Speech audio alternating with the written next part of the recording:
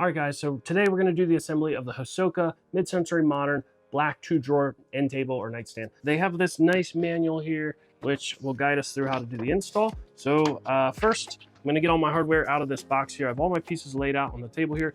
Trying to make this as easy as possible, and you guys can follow along, see if you have any questions during your assembly, and I'll try to help you out. So the only tool you should need is a Phillips head screwdriver. I have my hand screwdriver, but I also have my electric one. If you have one of these, it's just gonna make things go a little faster. The first step is to install the sliders on board number C, which I have right here. So you're gonna find the slide. Each slide has a different part number on it. And on part C, we're going to attach the 12CL, and then just go off the picture here, line up the holes like they show, and then we are going to use the screw number 6 from bag number 6.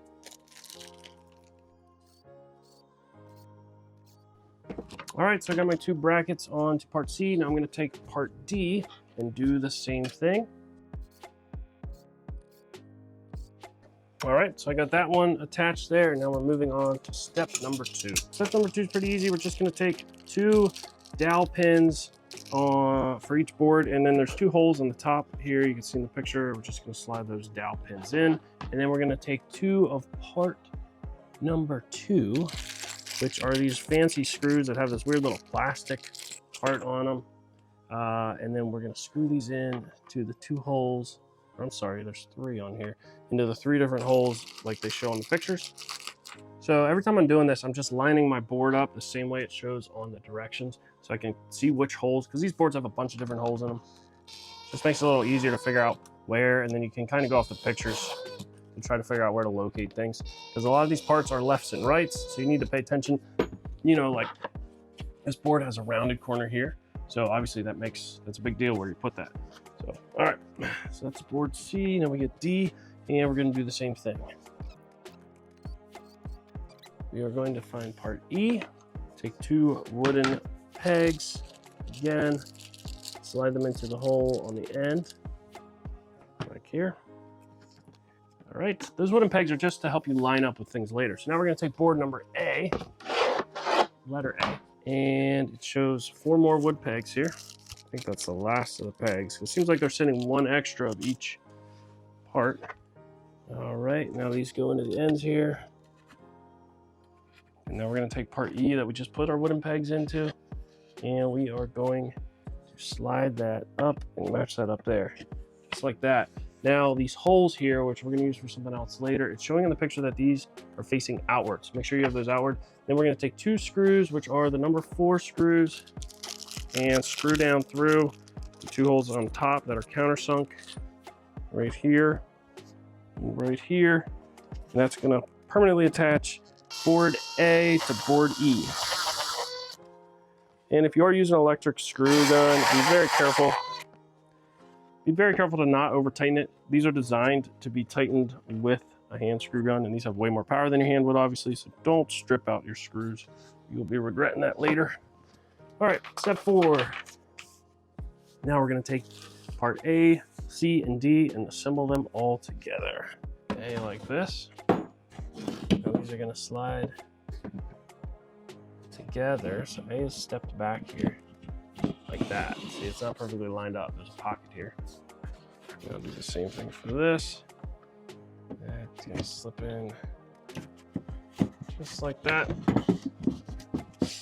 Our wood pegs lined up here. All right, now it's starting to come together a little bit here. So now you need to take 6 of part 1. And part 1 are these funny looking little metal twist on things. So these pop into, if you see the larger holes that are countersunk in, are screw heads from our fancy screws, part number 2, attached to these. So it's a pretty cool design how they do it. Pop it in the hole lined up, and then you twist it, and it grabs the head of that screw with this little device. See the back here's got a little pocket in it, and then it locks that in. So like up here, I'm gonna drop this in. There's a little arrow to show you which way to turn it. You turn it, and that locks that in. It actually like tightens it up pretty good. So that's pretty cool how they do that. Is that easy? All right, so 2 went there. There's 4 more in here. Now, step 5 we will take part B, which we haven't done anything with yet. And we're gonna set that onto our wood peg. So let me line this up. The side with the countersunk holes goes up. That's gonna give you a spot for your screws. Screw number 4. Now we get to attach our legs. This thing is really starting to come together now. So you're gonna see 4 holes in the corners here. You're just gonna take your legs, and I believe all these legs are the same. Yes. And then we're gonna take screw number 7, and we're gonna need 16 of these.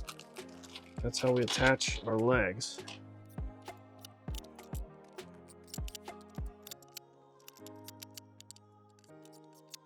All right, and that's it for step 6. We got our 4 legs installed there. And now step 7, we are going to flip this thing this direction and take our board letter K, which is this, and set this on with our hole up near the top. I say to make sure everything's 90 degrees. And I guess this just screws right in here. Am I doing this right? No, I'm not. Gotta flip this over.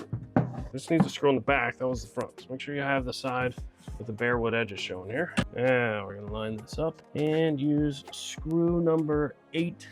12 of those. This is a little confusing with all the different screws, but they do, for the most part, each step uses 1 number of screws and then you're done. So you don't really have to like worry about it, saving them or finding them. There's a couple you use multiple times. But all these little ones that look similar, you don't need to worry about that. All right, so we got all those screws in. That's it for that step. Now we move on to step 8. All right, step 8, we're gonna be assembling our drawers. So let's get this thing out of the way here. And we're gonna take parts F, G, I, and H. Now these get screwed together with, let's see, that's 4 of, oh no, that's screw number 4 here. This back here. All right. Now we're gonna take board J, and that just slides down in here. All right, that's the bottom of our drawer. That slips in. Then board F then just falls onto the back here to complete that drawer. That's the front of our drawer. Oh, before we did that, we forgot one step. This board F needs 4 of those funny looking screws, screw number 2, ones that we can lock in with the round things later. Now those will drop into those holes there. And now, from the outside here, on these holes, we can take those round things like we used before. And with 4 of those, we just pop them in, turn it with our screwdriver, and it locks it in. Now we need to attach these drawer sliders that we took apart earlier. So just make sure you put them at the right spots. I'm gonna set this up just like the picture. We get the left cabinet 12DL. Check the little stickers here. All right, 12DL, and the wheel hangs off the back. And yep, there's pre-drilled holes. They make that pretty easy. Just use screw number 5 to attach these. I actually think some of these screws are the same. They're just putting them in different bags. All right, we got our sliders on here. Both drawers are exactly the same. So you saw how I built this. I'm gonna assemble this one real quick. I won't make you watch me do that twice, but we are almost done. We're on the home stretch here. So, all right, so I have both drawers complete. I just need to install the pull latches on these. And these will use the little bolt that is in bag number 9. There's 2 of them. They pass through from the back and then thread right into the handle.